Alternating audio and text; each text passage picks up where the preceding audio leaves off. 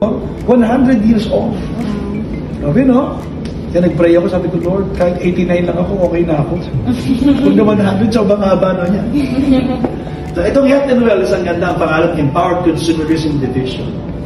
Ang mga products niyan gawa ng magagaling na mga kumpanya all over the world, no? From the US and Europe. At lahat ng yan, hindi kailangan ng artista. Kasi 18 years old na tayo. Yung C24/7 lang, walang artistang ginamit yan. Pero ang benta na, in the billions. One. Itong produkto lang na ito. Kaya lagay na ubusan. Kasi yung mga Africa, itong magbenta, talamak. Pinapadala nito Connie yung supply nila for 2 months. Siyempre, ayusin namin sa pier yun, sa warehouse. Yung 2 months nilang allowance sa produktong C24 lang, ha, inuubos sila in 2 weeks. So wala na silang produkto sa susunod na mga linggo. Tatawag sa Doc Connie, please send us all C24. Kasi sa Uganda, Nigeria, ang kwento ng mga Africans dyan, good for AIDS, good for HIV people. Kasi ang labanan, immune system eh. So sinasabi namin, no, don't use that. Wala kaming claim na ganyan. Pero ito, organic yan and made in the United States. Eh, kalaban natin ito, mga made in China. So walang panama. Pag nakita ng Africa, China, USA, oh, I like this. Kaya ito po, walang Piolo Pascual na kailangan. Again, bakit kailangan ng mga MLM companies na may artista? Kasi nagsisimula pa lang sila. Kailangan nila ng endorser. Dito, ang mga endorser, kayo, distributor. Sanit na bayaran namin si Heart Evangelista. Napagkala ko na ng billboard sa EDSA. Ang mahal no. Yung billboard, ang mahal. Eh, yung artista pa. Imbis na magbayad si Doc Ed ng gano'n, ibinabayad sa distributor.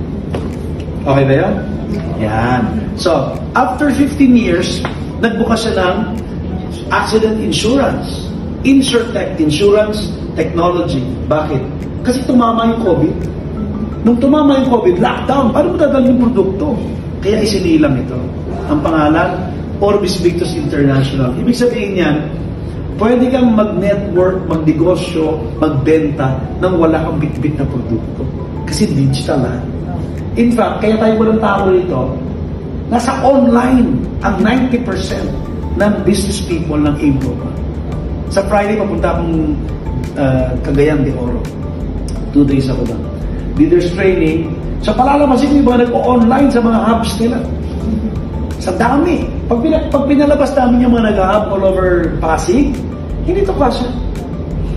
No? Ito, mga dati 700-seater to eh. Ginamit ng OBI. Siguro ito, mga 300. Mark, ilang seater to? Mark? Wala si Mark. Parang 300-seater to. 300 lang yun. Yung baba, 300 din. So, pag puno sa by 600 lang yan. Eh sa Uganda, ang opisina namin, 1,000 seating capacity. Eh kung twice a day ka meron, hindi 2,000. At puno palagi. Yan. So, ang labanan, itong Orbis Victus, ang ganda ng mga produkto. Kasi nga, digital. Pwede sa cellphone mo mag-usap kayo, mag-transact kayo, you make money. Okay? Yan. Tapos ikatlong division, yung FinTech, Financial Technology Division, ang Bibo, parang GCash. Sa GCash, you don't make money. Dito, you make money. Yan, may ibang presentation to na napakaganda. Kasi magagamit po ito as a pay technology. Especially in Mindanao and Visayas.